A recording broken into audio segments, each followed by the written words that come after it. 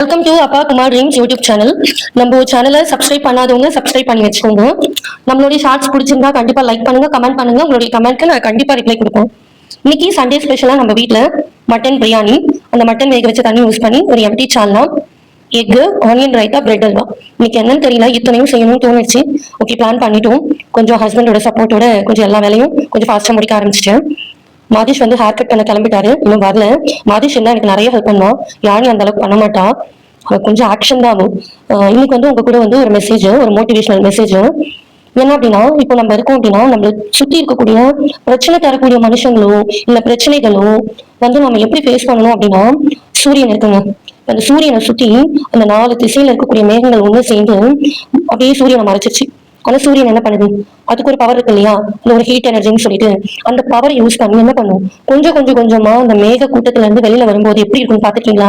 ஒரு பந்து மாதிரி இருக்குங்க. அது பந்து மாதிரினா நிலா மாதிரி இருக்கும். சூரியன் எப்படி இருக்கும்னா, சூரியன் வந்து நிலா மாதிரி உருமாறி இருக்கிற மாதிரி நமக்கு தெரியும்.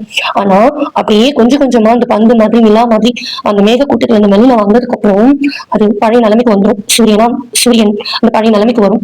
அப்போ இந்த பூமிக்கும் இந்த உலகத்துக்கும் வெளிச்சம் அப்படி பிரகாசமா இருக்கும். அது மாதிரிதான் நம்ம இமேஜின் பண்ணிக்கணும். நம்ம எல்லாருமே ஒரு சூரியன் மாதிரி. நம்ம சுத்தி இருக்கக்கூடிய பிரச்சனை தரக்கூடிய மனுஷங்களோ எப்படின்னா அந்த மேக கூட்டங்கள் மாதிரி. அந்த சூரியன் எப்படி அந்த மேக கூட்டத்துல இருந்து வெளியில வந்துச்சோ அதே மாதிரி நம்ம வெளியில வரணும். வெளியில வரும்போது கொஞ்சம் அந்த பந்து மாதிரி தான் இருக்கும். ஆனா கொஞ்சமா வந்துட்டோம் அப்படின்னா நம்ம பேக் டு நார்மல். கண்டிப்பா உங்களுக்கு பிடிச்சிருக்கும்னு நினைக்கிறேன். நான் கரெக்டா கன்வே பண்ணியிருப்பேன்னு நினைக்கிறேன். பிடிச்சிருந்தா லைக் பண்ணி கமெண்ட் பண்ணுங்க. இன்னைக்கு மார்னிங் பிரேக்ஃபாஸ்ட் ஸ்கிப் பண்ணிட்டோம், டேரக்டா லஞ்சுக்கு மூவ் ஆன் பண்ணிட்டோம். 11:10 மேல ஆயிடுச்சு. பிரேக்ஃபாஸ்ட் ரெடி, சாரி லஞ்சும் ரெடி ஆயிடுச்சு. இது பிரேக்ஃபாஸ்டா லஞ்சா எனக்கு தெரியல, நீங்களே சொல்லுங்க. Mutton biryani, golden egg, bread halwa, onion raita. Golden egg ஏன் சொல்றேன் அப்படின்னா, அந்த கிரேவியோட எக் போடும்போது அது கோல்டன் கலர்ல மாறிடும். இப்படிதான் என்னோட குழந்தைங்களை ஏமாத்திச்சுக்கேன்.